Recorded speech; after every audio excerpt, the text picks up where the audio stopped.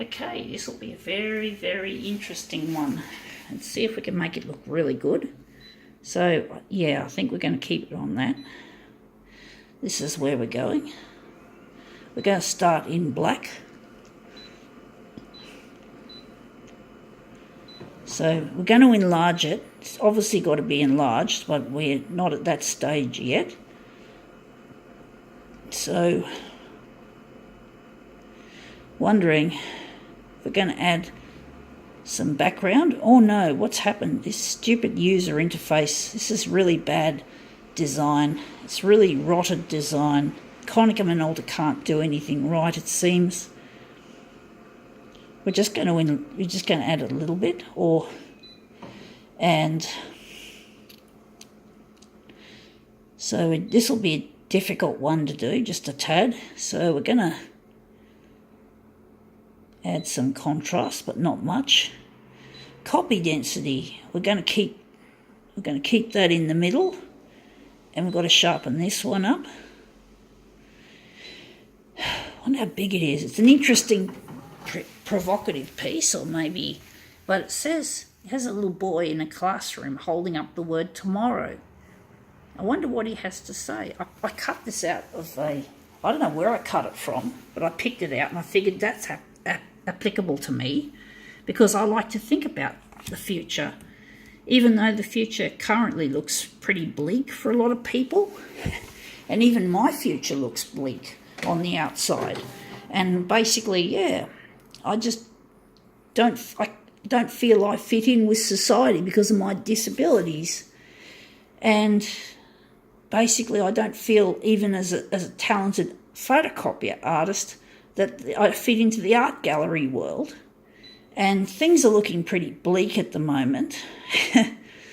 And basically I have a desire to design an artificially intelligent photocopier. But how do I do that when companies like Konica Minolta don't accept fresh, new ideas like the ones I have? And what does the future hold for this planet, being so badly polluted and greedy people stealing the limelight away from people who want to make a true difference to make the world a happy and clean and green place to live? You know, I want to make an artificially intelligent photocopier that lasts 60 years. 60 years, not 5 years like this, and less plastics. And it's going to last 60 years because you can get spare parts for 60 years. And basically, when the machine's due for a strip down, it'll be recycled. And basically, well, that's what the strip down is. Now, that looks good.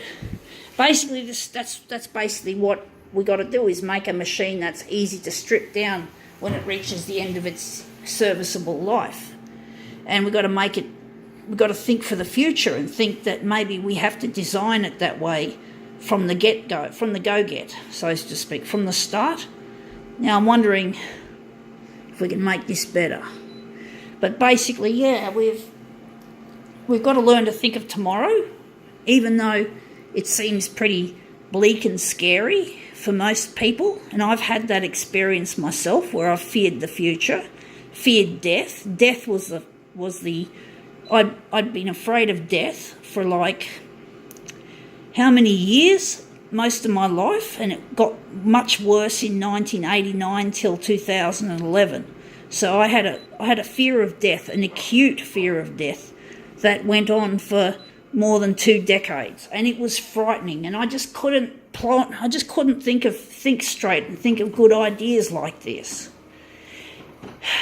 And basically, people who love money don't think much of the future. They just think 2 years ahead, see how much money they can make, like Konica Minolta. And basically, they don't see the environmental impact of e-waste. E-waste, there's not enough e-waste being recycled. Most of it gets thrown into landfill, unfortunately, and that's not a very tomorrow-esque way of thinking. You've got a bit of it. That's the edge of the original there. So I'm wondering if we're just going to slip it up against the edge or just leave it like that. But basically, these companies like Konica Minolta just don't know how to think of the future, and they don't care about the future.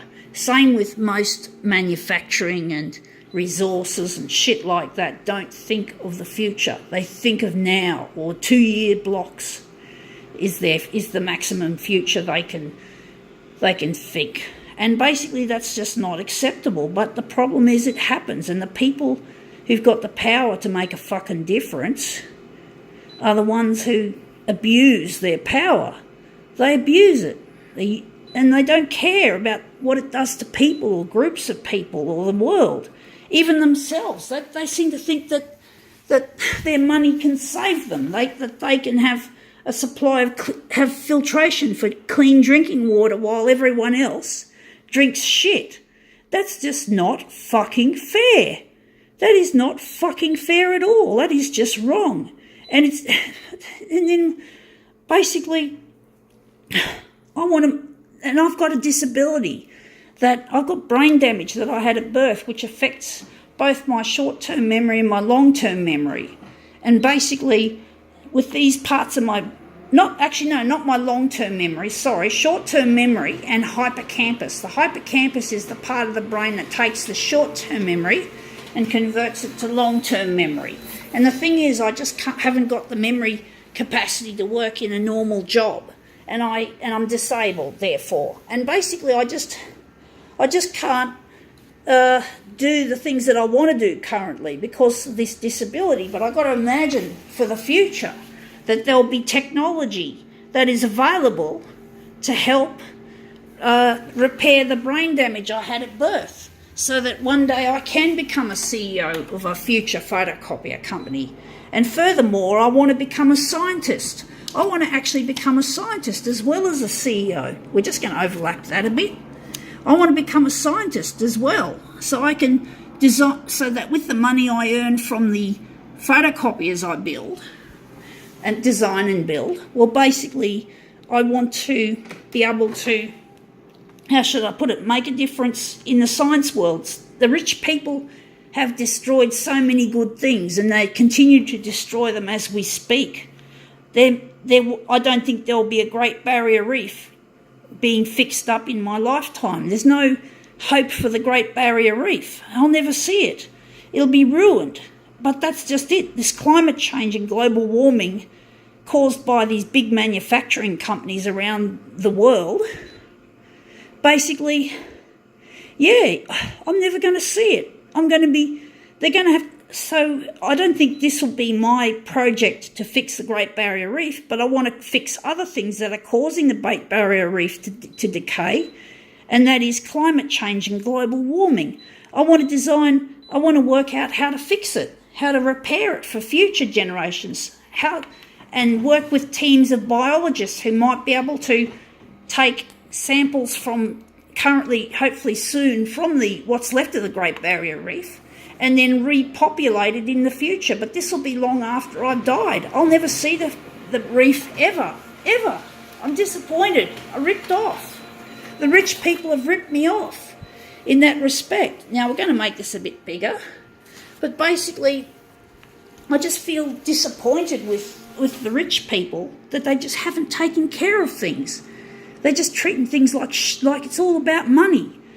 And I just can't tolerate that, but I have to accept it, even though I'm hoping my curtain call will come in the future to help make a difference in my life. And basically also I want to design some renewable energy resources too, not just solar, not just wind. I want to actually harness the power of lightning as a resource, as an electrical resource. I want to do that, and it's going to need a lot of scientific smarts to do it. And with these bionic brain parts that I propose will help me in the future, I'll be able to do these things. I'll be able to do so much more with my brain than I did. It'll be better than when my brain was not damaged while I was still in the womb. It just happened at birth. I had a cord around my neck and I came out feet first, a breech position. And this breech position just made the oxygen starvation a whole lot worse. And furthermore, there weren't any medical staff around to deliver me when I was in this situation. So they the people who were supposed to be in the delivery room let me down because I was born on the 1st of January in 1973, and my mum told me they were drunk. They were probably drunk because they didn't turn up on New Year's Day, which was my birthday. And, you know, New Year's Eve is when people like to get pissed and go party. And these nurses obviously didn't care about their fucking job as much as they cared about celebrating New Year's Eve. And they just fucking got pissed and left, and the damage got worse. So by rights, I should be allowed to sue those bitches who did this to me, who made the problem worse, who could have come to my rescue and I would have had less of a disability. But now it's too late. The fuckwits, they just don't care. And you could say that they too loved money, because it's a very big responsibility being a doctor or a midwife, and earns a lot of money. So I'm really pissed. From my day one, the love of money was my enemy. Day one. So basically, we've got to think for the future. We've got to think what we're good at and what we are passionate about. Photocopiers are my favourite thing, pretty much. They're pretty much my favourite thing, and I want to make a better one. Now I'm just going to make this into a mirror image. Going to make this into a mirror image piece. Sorry, folks. But basically, I want to make a difference in this world. And the thing is, when I become rich from my photocopier innovations, I'll not just be funding science and technology and all that. I'll be basically, I think, technology, you know, maybe improve weather forecasting as well, throw that in as well. And basically to make weather forecasts more reliable than what we currently have. So that's another thing I'd be interested in creating as well, with the technology side of things, with the science. So basically, and I want to make a difference. And basically, if I earn $2 billion a year as a CEO, the only amount of money I'll allow myself for luxury items will be $75,000, not even $1 million. That's how much I care about using my power and influence and money to do what is right by mankind and by nature, to help people, to help the planet, to help the animals and the wildlife and the fishies and the birdies and all those beautiful creations that we have that we don't look after well enough in this world.